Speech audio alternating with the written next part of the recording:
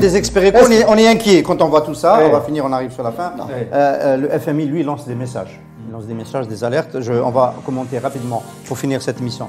2 messages du FMI. Le premier, c'est désormais, il faut non plus 105, 110 $, le baril pour équilibrer le budget algérien, mais il en faut 160. Un baril à 160 $ pour équilibrer le budget, c'est un signal fort.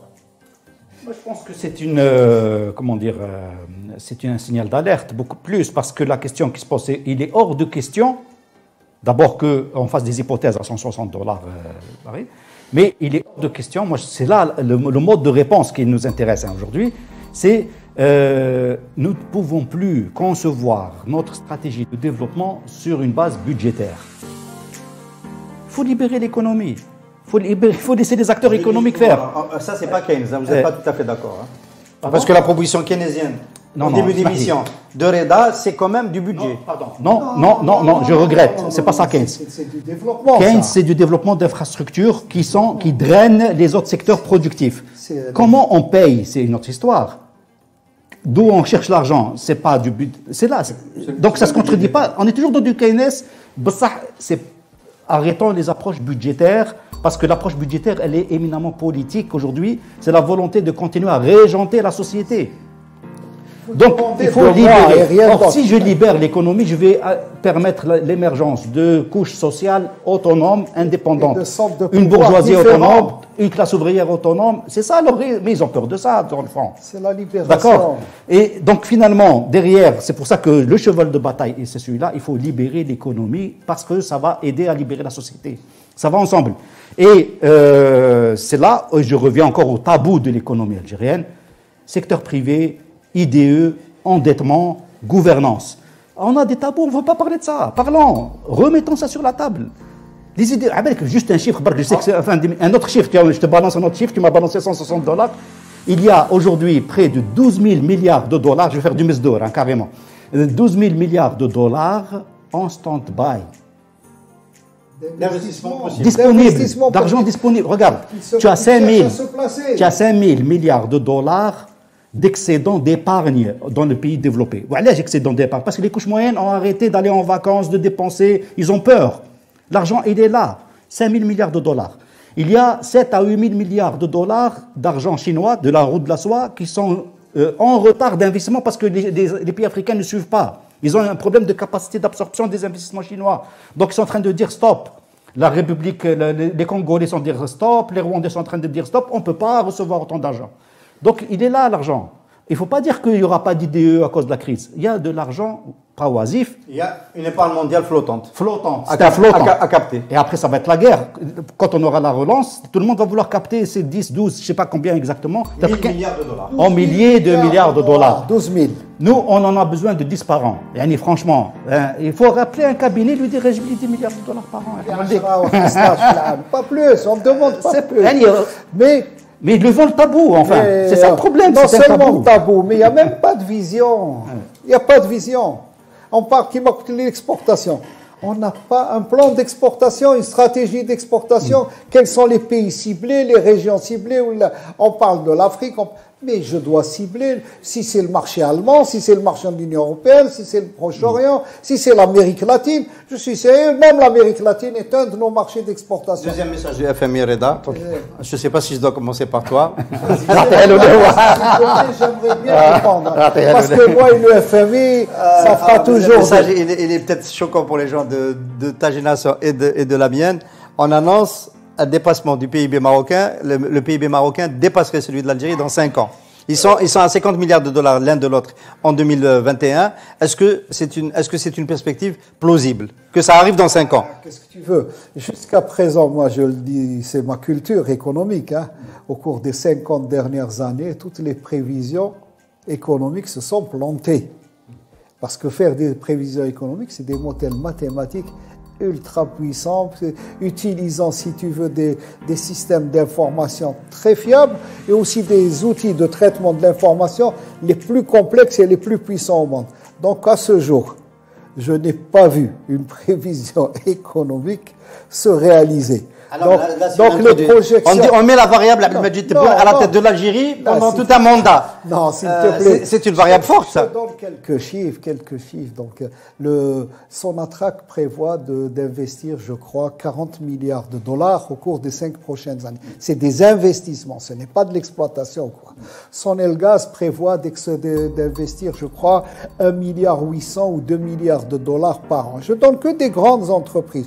Je ne parle pas de l'hydraulique, je ne parle pas du secteur productif. Quid de ces évolutions? Je ne parle pas aussi de l'agriculture où on prévoit de passer à 800 000 à 1 million d'hectares irrigués en plus, et même de l'irrigation complémentaire où avec les 107 barrages et les systèmes de traitement des eaux, le système donc qui vont encore améliorer la productivité de l'agriculture. Donc, quid de toutes ces choses-là qui sont concrètes, elles sont dans le tube, ce n'est pas une vue de l'esprit qu'il y ait ce gouvernement ou un autre, l'économie continue à fonctionner sur cette base-là. Tu disais, elle est immobile tout à l'heure. Non, je te dis, mais il y a, attention, l'État algérien existe. L'État algérien existe. Quand tu appuies sur le bouton, l'électricité fonctionne à Tindouf, à Djanet ou à Alger. L'eau tourne dans le robinet, le gaz arrive dans les villages de Kabylie ou le village des Aurès. Je l'ai vu dans les villages des Aurès. C'est l'Algérie des 60 dernières années. Là, on parle de l'avenir. Mais non, l'avenir, mais je te le dis, ça veut dire que c'est un État, il y a une dynamique d'État qui fonctionne. Ce n'est pas un État artificiel. Il y a des postes de police, des postes de gendarmerie. Certains, on le sait beaucoup. Mais ils sont reliés par des systèmes de télécommunication et de traitement de données les plus modernes. Ça veut dire que l'État fonctionne, l'information circule. La question, c'est est-ce que le PIB, c'est-à-dire la richesse créée par une nation, sur une année. Mais j'en arrive à dire que les prévisions du FMI sont en train c'est des plans sur la comète. Mais j'aimerais bien que nos amis marocains progressent vu leur situation. Surtout si on a un marché commun du Maghreb dans quelques années. Le marché commun existe, mais il y aura toujours... Sauf tant qu'il y a une diversité ou un antagonisme dans les stratégies des pays du Maghreb. Il n'y a pas de dénominateur commun en termes de stratégie. Les stratégies sont antagonistes. Tu n'auras pas de marché commun. L'Union européenne, les six fondamentaux qui ont créé le traité de Rome, ils ont commencé déjà à unifier leur stratégie et à tirer dans le même sens. Et à ce moment-là, chacun complétant l'autre. Nous, donc ta réponse, c'est que tu ne penses pas que c'est... Parce que pour revenir à la question, tu ne penses pas que sur les... J'ai répondu. Non, ta réponse est non. Je dis que le FMI... Pourquoi il ne délire pas quand il voit que l'Europe essaie de mettre 1800 dollars, 1800 euros d'investissement... Milliards d'euros. Et que ça tiraille. Aucun pays n'arrive à s'entendre avec l'autre. Quand l'Amérique décide 1800, puis 5000, puis 2000, le FMI ne dit rien. D'où va sortir cet argent? Qui va le créer? Pour l'instant, cet argent n'existe pas sur le marché. Même sur le marché de l'épargne Wall Street, d'ailleurs, la première des choses, Biden, il va prendre l'argent dans la poche de Wall Street. Des riches qui ne payent pas d'impôts. Amazon qui ne paye pas un impôt par rapport... Donc, il sait où il va ramener l'impôt là. Donc, le FMI réagit contre les pays sud-est, mais quand peut-être que la FMI essaie de prévenir Alger pour ne pas avoir à financer une banqueroute algérienne. On peut aussi comprendre comme ça. Il donne un conseil à un de ses partenaires.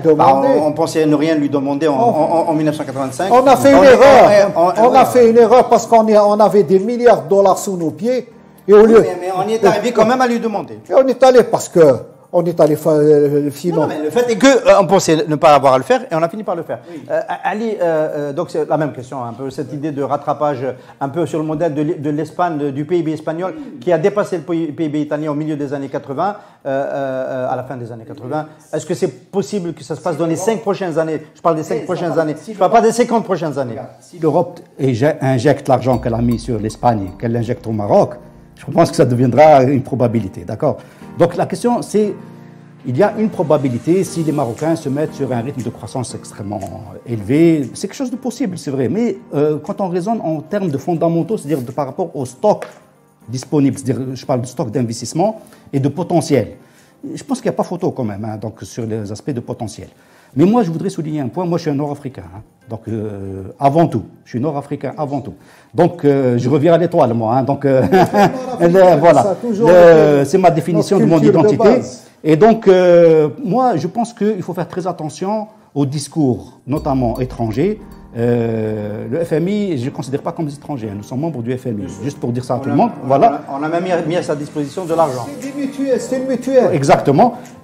Mais il y a certains discours qui continuent toujours à cloisonner et à verticaliser le rapport des pays du Maghreb vis-à-vis des grandes puissances, où chacun essaie de casser l'autre. Moi, je pense qu'il faut une rupture sur ça. Il faut qu'on inverse la logique. Il nous faut un bon médiateur aussi, qui permette de rafistoler un peu les bouts entre les frères, pour qu'on ait une autre logique, c'est qu'on aille ensemble sur les grands sujets.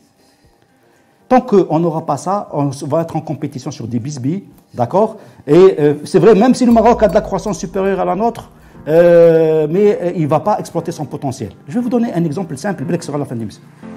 Moi, personnellement, je suis pour la fusion de la RAM et d'Air Algérie. Parce que tous les deux sont en train de se casser la gueule et n'ont aucune chance de s'en sortir séparément. Aucune. La dernière proposition aussi audacieuse que j'ai entendue, c'est celle de Nicolas Sarkozy qui avait proposé la fusion de Gaz de France avec Sonatrach. Un échange d'actions. En 2008. C'était trop chargé. Hein, c'était trop chargé politiquement. Alors, parce que la proposition, elle n'est pas du tout chargée politiquement. Non, elle est chargée politiquement, mais c'est très intéressant. Venant de la puissance coloniale, c'est difficile. Après la suppression de la TVA dans la distribution. Dans la distribution. Oui. On fera une émission dédiée aux sorties. Et je suis pour la fusion de la RAM, d'Air Algérie et au passage du Tunisair. Comme ça, en règle d'histoire, on se rapproche d'Air France KLM parce qu'ils sont actionnaires dans la RAM, donc on est obligé de faire le deal avec eux. La vraie négociation aura lieu avec la France. Et qu'on crée quelque chose de régional, de puissant.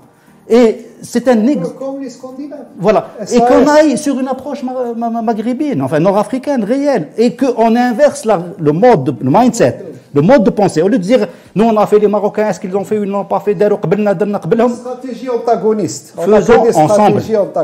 Il y a un tas de choses. Il y a le gaz. J'insiste sur le gaz. Je m'excuse parce qu'il y a du gaz sur la côte atlantique. Donc, je pense qu'on devrait avoir des approches concertées aussi. Qu'il n'y ait pas de guerre du gaz en Afrique du Nord. Moi, je la vois venir, cette guerre du gaz. Donc, faisons très attention à ça. Allons sur des approches concertées, renversant le mode de fonctionnement et le mode de réflexion, parce que sinon, ni l'Algérie, ni le Maroc n'iront très loin. J'ai presque envie de poser une question à l'IRLB, parce que le grand conglomérat Tunisair, Algérie, RAM, de demain devra ouvrir une